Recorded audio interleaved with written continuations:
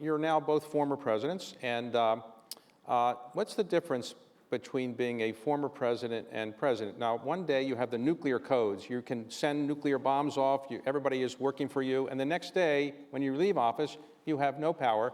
What was the transition like? Nobody plays a song when you walk in the room anymore. I mean, I was lost for the first 3 weeks after I left office. I kept waiting for the music, you know.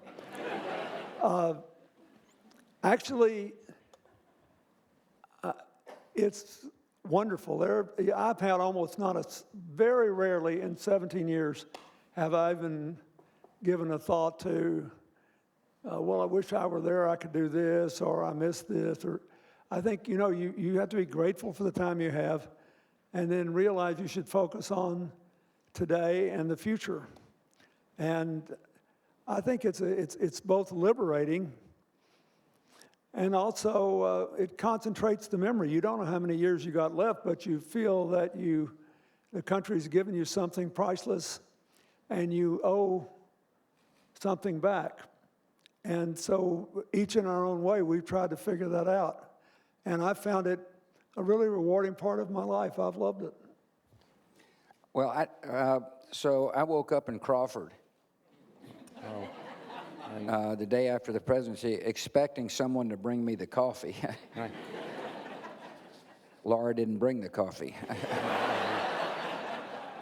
I think the thing that startled me was the sense of having no responsibility. In other words, during the presidency, you kind of become accustomed to the responsibility you have. First, it's pretty grave, and then slowly but surely it becomes a natural part of your life. And then you wake up the next day and you have no responsibility. And that was probably the most stunning thing for me. But when you're both president, when you try to do something, you have somebody on the opposite political party, typically, who says it's a terrible idea. And so it's hard to get things done in Washington, maybe harder than it's ever been now, but hard when you were there as well. When you're a former president, do you find it's easier to get things done? Yeah, it depends on what you're trying to do. Yeah, I think it depends. First of all, you have to realize what you don't have and what you do. It's really true that I loved the job and I loved all the responsibility. But it's amazing how much of every day is taken up by things you have to do as president and by the incoming fire. And, you know, when he was, for example, running, I watched all of his debates with Al Gore very carefully, and nobody said, what are you guys going to do if Al-Qaeda blows up the World Trade Center? Right. And you see this in a lot of different ways. And if you don't deal with the incoming fire, it will undermine your ability to do anything else. If all you deal with is the incoming fire, you can't keep the promises you made when you were running. So it's a lot of trouble. Now, when you get out, you change all that power, but that clutter for whatever influence you have and whatever your experience and contacts will permit you to do, and you have to decide what to do. And everybody makes different decisions. President Carter was building habitat houses. That's what he decided he wanted to do. And by doing it, he helped Habitat to grow into one of the biggest home building operations in the world. So we all had to make these decisions. Well, former presidents.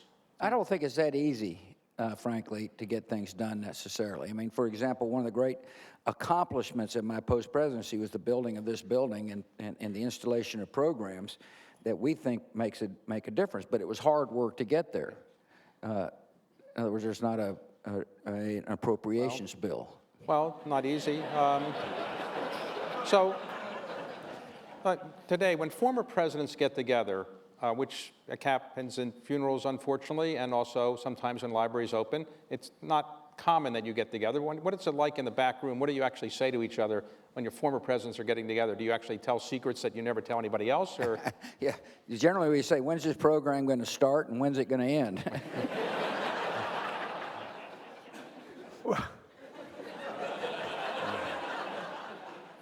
And he'll say to me, give shorter answers. I think, you know, it's unusual with us because we had, because when I left office, I told him, I said, you know, if I can ever help you, and I will do it. If I can't in good conscience, I won't, but I'll never embarrass you in public. And, you know, Hillary was a senator. So I said, I may have to make some comment that disagrees with some policy or not, but I will always do it respectfully. And I want you to succeed. And I tried to be as good as my word. And then he gave me one of the great gifts of my life, the chance to work with his father after the tsunami in South Asia and then after Katrina. And we had a heck of a time doing it. We did a lot of good, and that brought us, all three of us, closer, I think.